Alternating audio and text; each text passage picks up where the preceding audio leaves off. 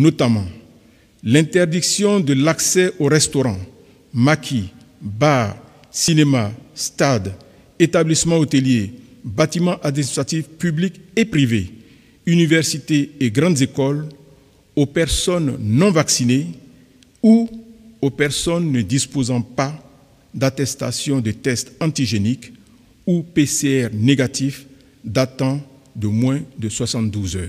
Salut à tous, je vous souhaite la bienvenue à cette nouvelle vidéo sur votre chaîne LAN, le motivateur. Si c'est pour la première fois que vous découvrez cette chaîne, sachez que ici nous parlons de la motivation dans tous les sens. Nous faisons également des découvertes et nous parlons de tout ce qui se passe autour de nous en donnant nos opinions, en faisant nos analyses. Et bien sûr, vous avez donc compris à travers cette courte vidéo que la Côte d'Ivoire vient de prendre une série de mesures dans le sens de pouvoir contrecarrer la propagation de la pandémie, l'actuelle pandémie, la maladie à coronavirus qui bat son plein partout à travers le monde entier. Eh bien, la Côte d'Ivoire ne fait pas exception à la règle qu'impose cette pandémie actuellement.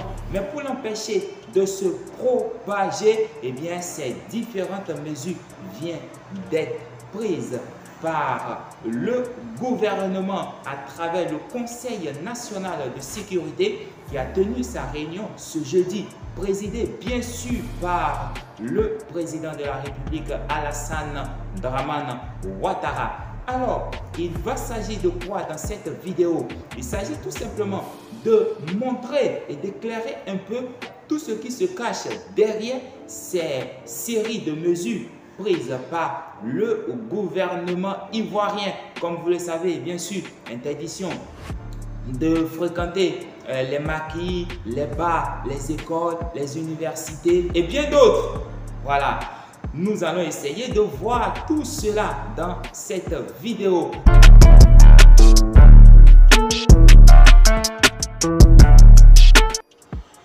À nouveau, je vous souhaite la bienvenue dans cette nouvelle vidéo sur votre chaîne LAN, le motivateur. Avant d'entrer dans le plein pied dans cette vidéo, je vous amène d'abord à suivre un peu ce que les journaux ont dit de ces mesures prises par le gouvernement ce vendredi. Alors, on commence.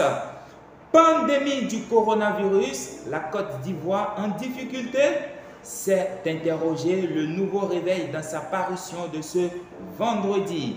Une difficulté matérialisée par la recrudescence des cas de Covid-19. Et on peut lire dans la une du journal Le Patriote que le gouvernement veut instaurer les passes sanitaires. Le journal notifie que les décisions sont prises par le CNS, le Conseil national de sécurité. Et pour faire la lumière sur ces différentes décisions prises par le Conseil national de sécurité, Fraternité Matin, photo d'une personne recevant sa dose de vaccin contre la Covid-19 à l'appui, écrit « Lutte contre la maladie à coronavirus, les décisions du CNS pour contenir la nouvelle vague. Le pass sanitaire en vigueur à partir du 20 septembre pour les voyageurs. Les personnes vaccinées avec AstraZeneca peuvent recevoir Pfizer en seconde dose. Intensification du dépistage de la Covid-19. Voilà ce que quelques journaux ont eu à dire par rapport à cette information relative aux mesures prises par le gouvernement pour pouvoir contrecarrer les plans de la pandémie qui sévit actuellement. Alors, ici, nous voyons que le gouvernement a pris ces mesures.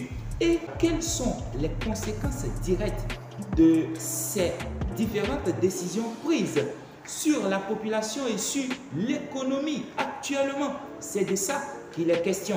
Alors, lorsque nous voyons tout cela, nous voyons que c'est une mesure, c'est une manière pour le gouvernement de pouvoir inciter la population à aller se faire vacciner.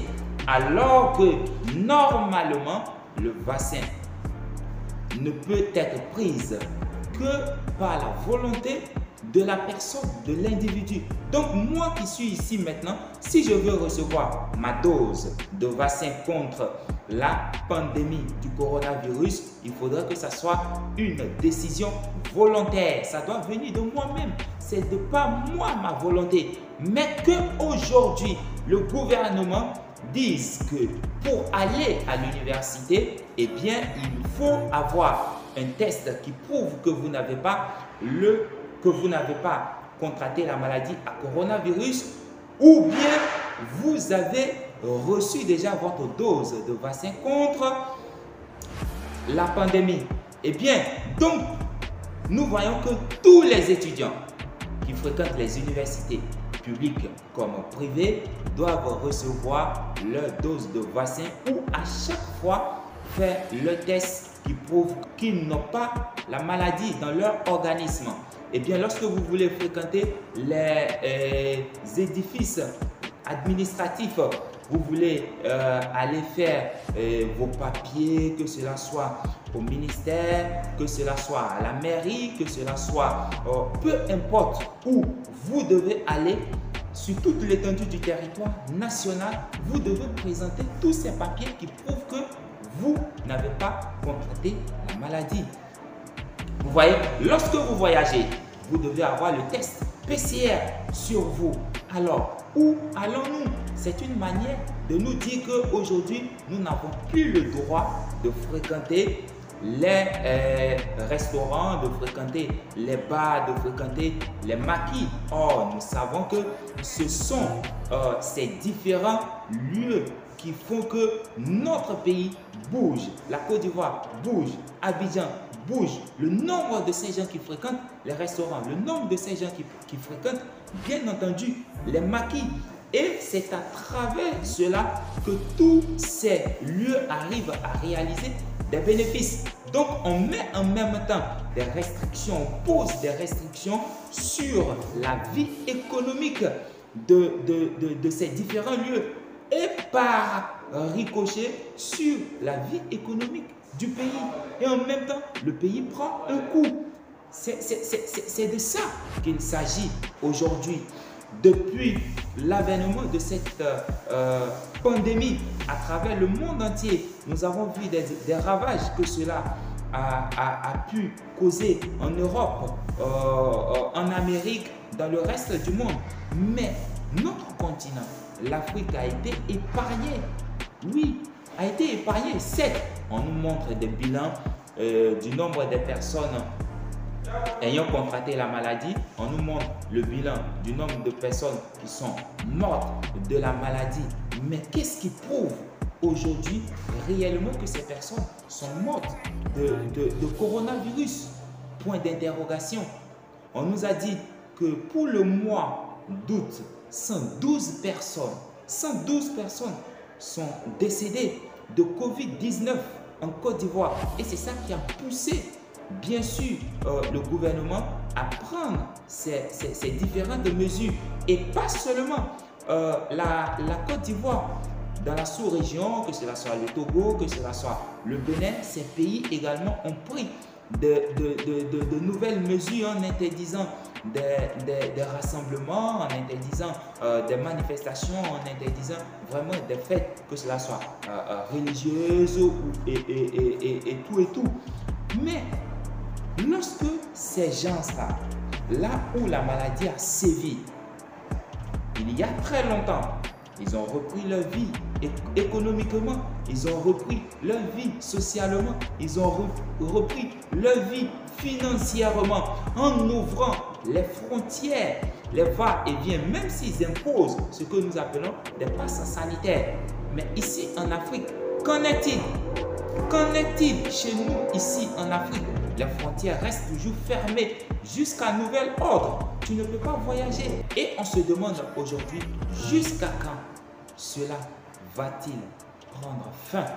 Voilà, c'est juste une manière de vous informer sur les nouvelles mesures prises par le gouvernement face à la pandémie du coronavirus et en même temps nous appeler à aller nous vacciner, nous appeler à respecter ce que le gouvernement dit Et ce n'est qu'en faisant cela que nous pouvons arriver à bout de cette pandémie. Ce n'est pas une manière de juger qui que ce soit. Mais toujours est-il que un beau jour, nous allons conjuguer au passé tout ce que nous sommes en train de vivre avec cette pandémie.